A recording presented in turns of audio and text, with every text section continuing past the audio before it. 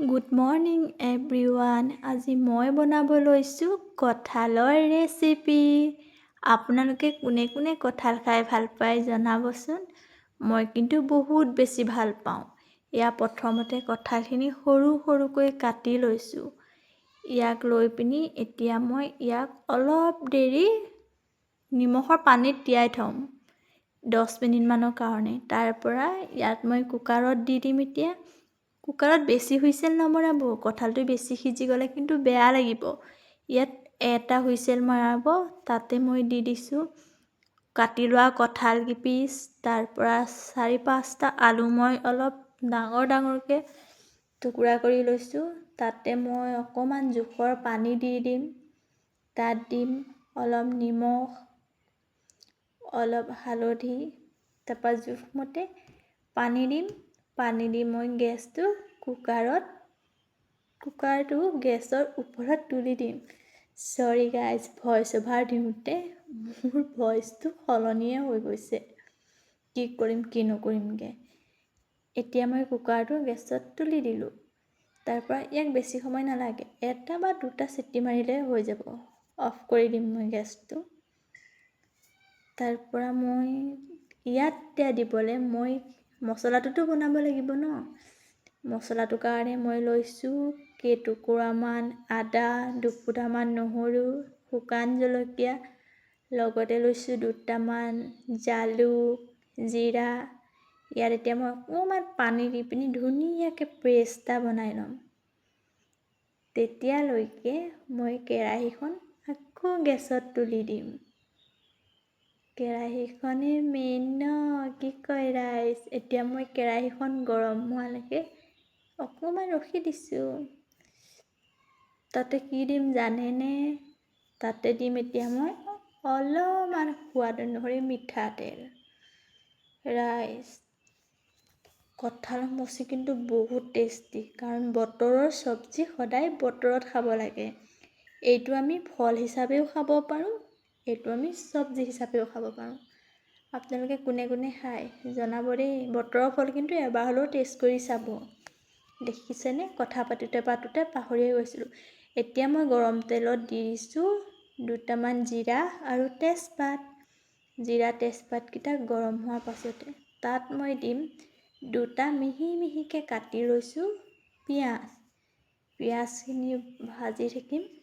পিঁয়াজখিনি golden brown, অলপ বেছি নহয়, অকণমান হওঁতে তেনেকুৱাতে মই আকৌ পিচি যে থৈছিলোঁ মছলা, আদা, নহৰু, জলকীয়া পেষ্টখিনি, সেইখিনি মই ইয়াতে দি দিম। এতিয়া চাই থাকিব দেই।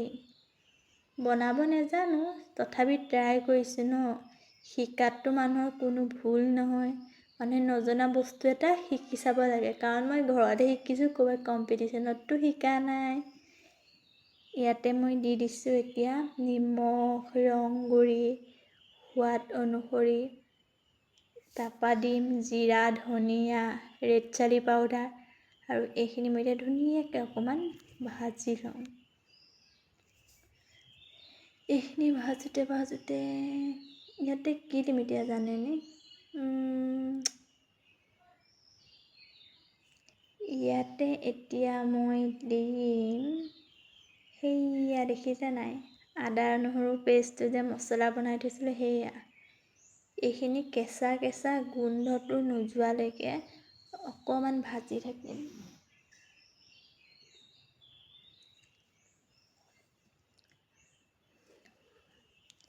কি ধুনীয়া কালাৰ আহিছে দেখিছেনে?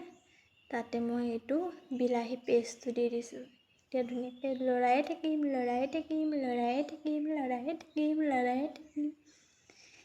যিমানে লৰাব সিমানেই খাদ্যটো খাবলৈ ভাল হয়, কালাৰটো বেছি হয়। দেখিছেনে মই কি ধুনীয়াকৈ লৰাই আছোঁ, আৰু কি ধুনীয়া লাগিছে। আপোনালোকে মোৰ আকৌ দুখীয়া মানুহ ঘৰৰ কিটচেনটো দেখি বেয়া কমেণ্ট নিদিব আকৌ দেই। এইখিনি দেখিছে ন, ইয়াত সিজি গ'ল। এতিয়া ইয়াতে দি দিছোঁ মই আলু আৰু বইল কৰি থোৱা কঁঠালৰ মুচিটো। এইখিনি এতিয়া মই ধুনীয়াকৈ মছলা লগালৈকে মিক্স কৰি দিম। দেখিছেনে কি ধুনীয়া কালাৰ উঠিছে। দেখিলেই একদম ধুনীয়া সুস্বাদু আহিছে, কি ধুনীয়া গোন্ধাইছে। সদায় ঘৰত বনোৱা মছলা সোৱাদেই বেলেগ পেকেট মছলাতকৈ। এতিয়া ভাজি ভাজি হৈ গ'ল। ইয়াক মই এতিয়া 2-3 মিনিটৰ কাৰণে ঢাকি দিম। ঢাকি দেখিছেনে ধুনীয়াকৈ সিজি গৈছে, কি ধুনীয়াকৈ। এতিয়া আকৌ লৰাই দিম মই। আৰু বেছি সময় নালাগে, কাৰণ আমি অলৰেডি মচিটো আৰু আলুটো বইল কৰিয়ে লৈছোঁ। ইয়াক ভাজি থাকিলেই হয়, ধুনীয়াকৈ ভাজি থাকি ভাজি গম পাবই ন বোলে ইমানটো জোখত হৈছে আৰু নমাবলৈ। তেনেকুৱাতে নমাই দিম। মই ইয়াত অলপ পানী দিম সিজিবৰ কাৰণে, বেছিও নিদিওঁ, অকণমান জোখৰ দিম। ইয়াতে মই চব্জি মছলা অকণো দি থৈছোঁ। আপোনালোকৰ কথা, মন গ'লে দিবও পাৰে, নহ'লে স্কিপ কৰিব পাৰে। মই কিন্তু অকণমান দিছোঁ, বেছি নাই দিয়া। ইয়াতে এতিয়া অকণমান জোখ অনুসৰি পানী দি দিছোঁ। পানীখিনি অকণমান শুহিবলৈ দিম। শুহাৰ পাছতে মোৰ চাব কঁঠালৰ ৰেচিপি ৰেডি হৈ যাব।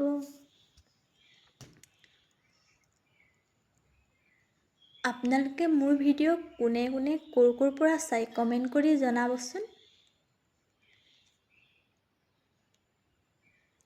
আৰু মোক আগুৱাই যোৱাত সহায় কৰিব।